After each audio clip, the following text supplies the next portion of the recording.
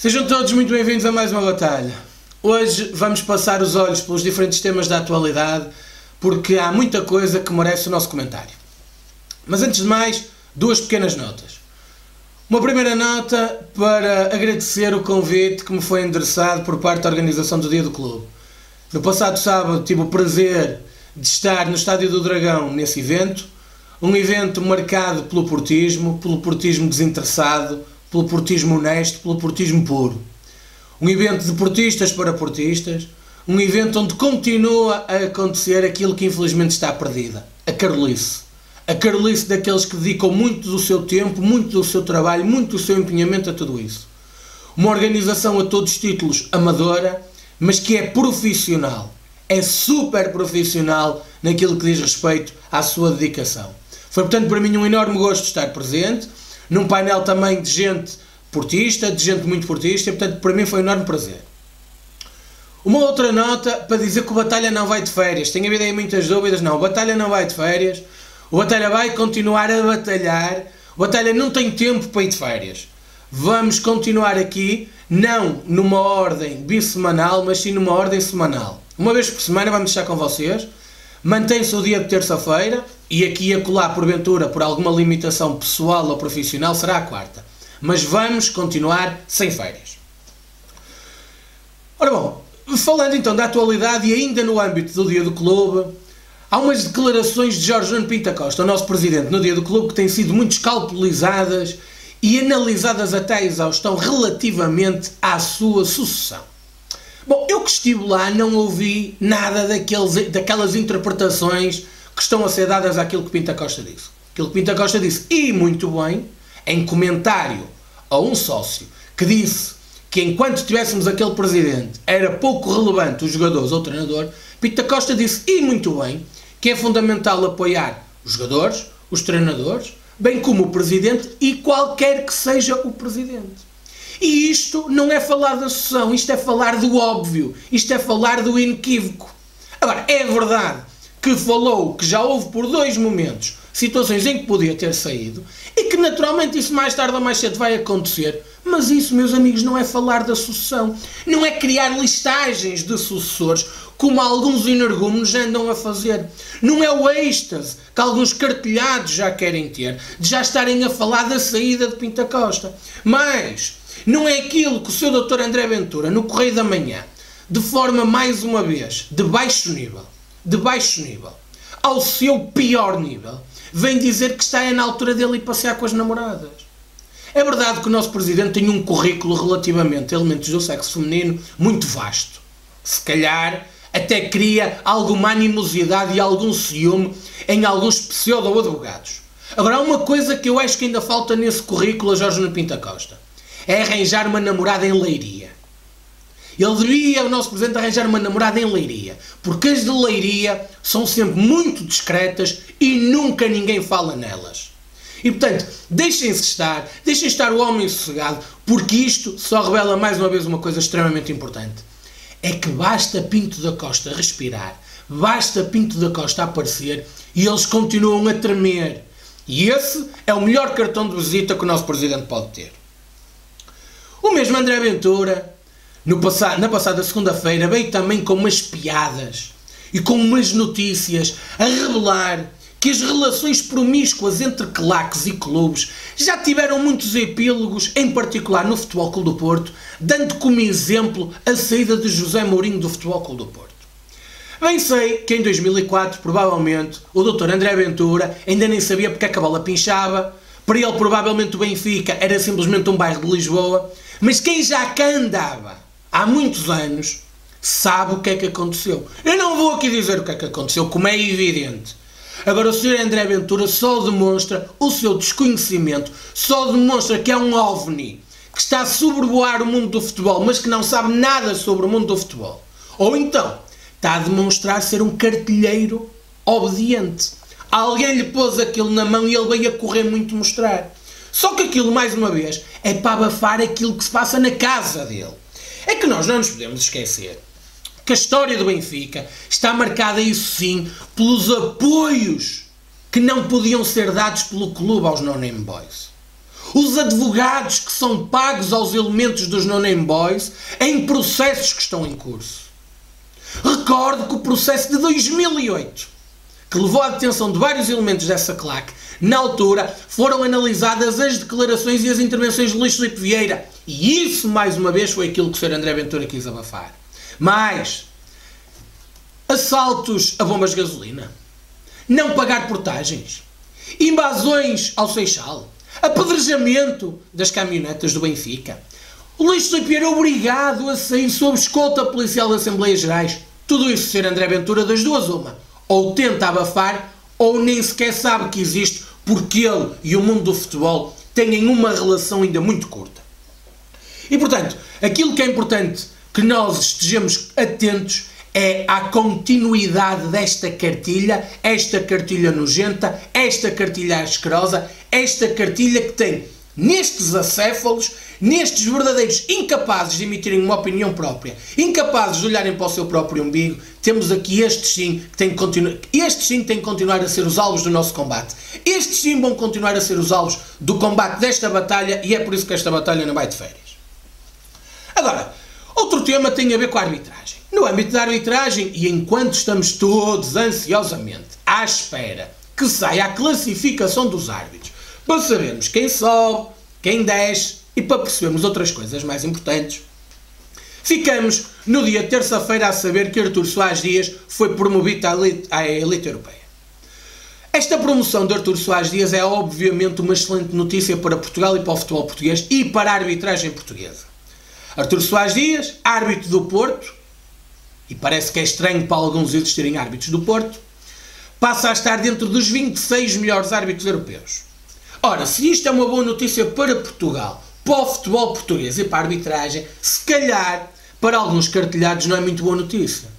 Aqueles que desrespeitam inclusivamente o pai falecido de Artur Soares Dias. Aqueles que escreveram que Artur Soares Dias era um elemento digno do apito dourado. Aqueles que dizem que Artur Soares Dias tem errado propositadamente. Aqueles que enxovalharam Artur Soares Dias na sequência do Benfica Futebol Clube do Porto. Seguramente que agora das duas uma. Ou estão a corar de vergonha, ou então agora vão fazer seguramente movimentos de inflexão para virem dar os parabéns a Artur Soares Dias. Espero que a rola da luz tenha o mínimo de dignidade. Se bem que para árbitros jubilados sem dignidade, ele de facto é um bom exemplo. E portanto, mais uma vez, a cartilha do Benfica é desmentida pelos factos. A cartilha do Benfica não tem correspondência com os factos concretos, sempre e quando as avaliações estão exteriores ao nosso país.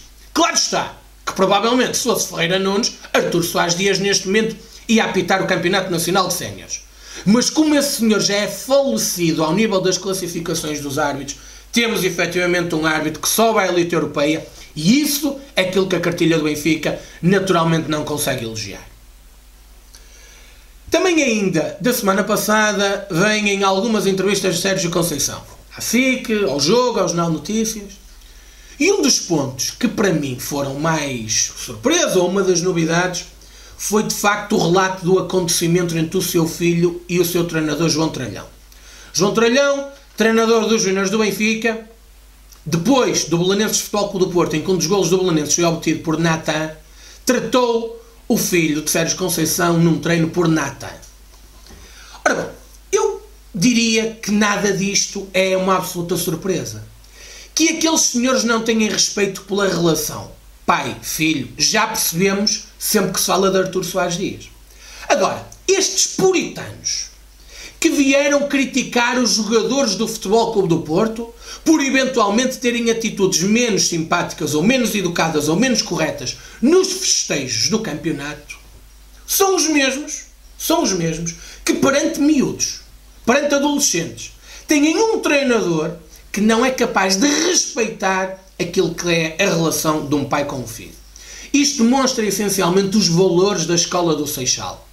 Quando criticam o Futebol Clube do Porto e os adeptos do Futebol Clube do Porto por cantarem o SLB, porque nós estamos mais preocupados com eles do que connosco, esta é a demonstração cabal de que eles de forma encapotada, de forma tímida, são muito piores do que nós. Nos calabouços do Seixal, ao invés de valorizarem o trabalho diário de miúdos, não. Atacam os miúdos pelas suas relações com o Futebol Clube do Porto. Atacam os miúdos, atacam um jogador porque o seu pai é treinador do Futebol Clube do Porto. Atingem um miúdo porque o seu pai é treinador do Futebol Clube do Porto. E isso só demonstra a falta de fair play, a falta de condições desportivas que esses senhores têm. Mas, no entanto, só sabem criticar os outros. Mas deixem-me dizer-vos uma coisa. Se relativamente a eles nada me surpreende, tudo o que seja de baixo nível vindo deles não me surpreende, há uma coisa que me surpreende. É que alguns esportistas ainda lhes tenham dado razão. Está na hora de todos os esportistas, todos sem exceção, porque nem que haja 1% de deportistas que pense dessa forma, é mau. Temos que mudar, porque eles são muito piores do que nós. E eles sim têm um ódio de morte ao Futebol Clube do Porto, porque eles sabem que só nós lhes podemos fazer frente. Por fim, gostava de vos falar da seleção. Vai entrar um Mundial, vai entrar uma nova fase competitiva, e relativamente à seleção, há aqui uma coisa que nós já todos percebemos, ainda só não percebemos se não quisermos. Para os comentadores da nossa praça, em particular os pseudo-intelectuais, os pseudo-independentes, vai valer de tudo para pôr esta seleção às cores. Naturalmente às cores vermelhas. Naturalmente às cores encarnadas. Este jogo de preparação com a Tunísia foi hilariante. Quando foi anunciado o 11, ainda antes do jogo começar, Rui Pedro Brás, na antena da TV24, explicava que Rúben Dias tem que ser titular. Tem que ser titular da seleção. Porque, por exemplo, uma equipa como a Espanha, como não tem presença fixa na área, exige-se muito mais velocidade e, portanto, Rúben Dias tem que ser titular porque tem muito mais velocidade do que José Fonte e do que Bruno Alves. No fim, o mesmo Rui Pedro Brás, perante o passador que foi a defesa nacional, disse que a culpa era de Rafael Guerreiro, porque tinha poucos jogos realizados na época. A culpa era de Adriano Silva, porque tinha poucos jogos realizados na época. A culpa era também do William Carvalho, que fruto de todos os acontecimentos do Sporting não está no seu melhor. E nem a boca abriu para falar da dupla de centrais. Estes são os cartelhados. Mas não foi o único. O Sr. António Tadeia, que estava a fazer os comentários à narração do jogo, no segundo gol da Tunísia, em que Rúben Dias só não corta a bola porque se encolhe, em que só não corta a bola porque não esticou a perna, o Sr. António Tadeia não disse que foi um erro defensivo, disse que o erro foi de José Fonte. Ou seja, foi colocar o nome numa pessoa, foi colocar o nome num jogador, não referiu que tinha a ver com a movimentação defensiva. A culpa foi de José Fonte. E sobre Rúben Dias, falou bola. É esta a seleção. Esta é a realidade da seleção. E é por causa destes cartelhados que promovem uns e despromovem outros que depois muitas das vezes se fazem as convocatórias. Da minha parte, vão continuar aqui a ter a denúncia deste verdadeiro nojo, deste verdadeiro asco que estes pseudo-independentes são. Por fim, dizer-vos uma coisa. A época ainda não acabou. Ainda há coisas para se ganharem. O Futebol Clube do Porto, em termos de futebol, ainda tem os sub-17 em plena competição. Os sub-17 que amanhã, quinta-feira, jogam às 11 da manhã frente ao Benfica e no domingo, novamente às 11 da manhã contra o Sporting. Dois jogos absolutamente fundamentais nas aspirações dos nossos jovens dragões, que neste momento vão na liderança do campeonato. Para além dos sub-17, temos o basquetebol frente ao Benfica, que jogam sexta-feira e também no domingo. O basquetebol que foi absolutamente roubado, absolutamente espoliado, absolutamente prejudicado no segundo jogo do play-off em casa do Benfica. Portanto, temos, apesar de tudo, a possibilidade de, em 2 jogos em casa frente ao Benfica, conseguir a presença numa final, quando todos os arautos da desgraça nos davam fora desta competição. Temos também o Hóquei Patins, ainda para disputar uma verdadeira final no sábado em Alvalade frente ao Sporting. E depois, porventura, a competição mais fácil de todas estas, onde aparentemente tem tarefa facilitada na Taça de Portugal. E por fim temos também ainda a Taça dos Clubes Campeões Europeus de Bilhar. E alerto para este ponto, porque às vezes as pessoas desvalorizam um bocadinho tudo isto. E eu gostava de vos recordar o seguinte. Em desportos coletivos, apenas em 3 modalidades o Futebol Clube do Porto foi até o dia de hoje campeão europeu. Aconteceu isso por 2 vezes no futebol, por 2 vezes no Hóquei Patins e aconteceu no ano passado pela primeira vez em bilhar. Ou seja, é óbvio que o Futebol Clube do Porto vive muito do que é o futebol. É evidente, mas o seu prestígio além fronteiras. A sua imagem, a sua marca é muito mais profunda. A divulgação do seu nome por esse mundo inteiro não se restringe ao futebol. E ser campeão europeu de uma qualquer modalidade é absolutamente fundamental. O Futebol Clube do Porto Embilhar ostenta esse título. O Futebol Clube do Porto Embilhar vai defender esse título na nossa própria casa no fim de semana de 6 de junho. E, portanto, é muito importante que também aí os adeptos do Futebol Clube do Porto respondam presente. Até porque deportistas com pés de barro, sejam esses pés de laterais direitos vindos do Porto ou de Braga, estamos nós fartos. Os portistas somos nós. Os portistas não são aqueles que gritam aos quatro ventos, que são muito portistas, mas quando a guita abana, até logo ao Freitas. Os portistas somos nós, que amamos desinteressadamente este clube. Não idolatremos aqueles que têm tanto respeito pelo Futebol Clube do Porto como nós temos por um qualquer cão quando passamos por ele na rua. O Futebol Clube do Porto somos nós. O Futebol Clube do Porto é o Mar Azul. O Futebol Clube do Porto são aqueles que amam desinteressadamente e sem pedir nada em troca a este clube. Vamos continuar nesta batalha. Como disse, não vamos de férias. Continuem a contar connosco para esta batalha, porque nós também contamos com vocês desse lado. Porque, como eu digo sempre, esta batalha não é nossa, esta batalha não é vossa. Esta batalha é de todos nós, esta batalha é pelo Futebol Clube do Porto. Um abraço e viva o Futebol Clube do Porto.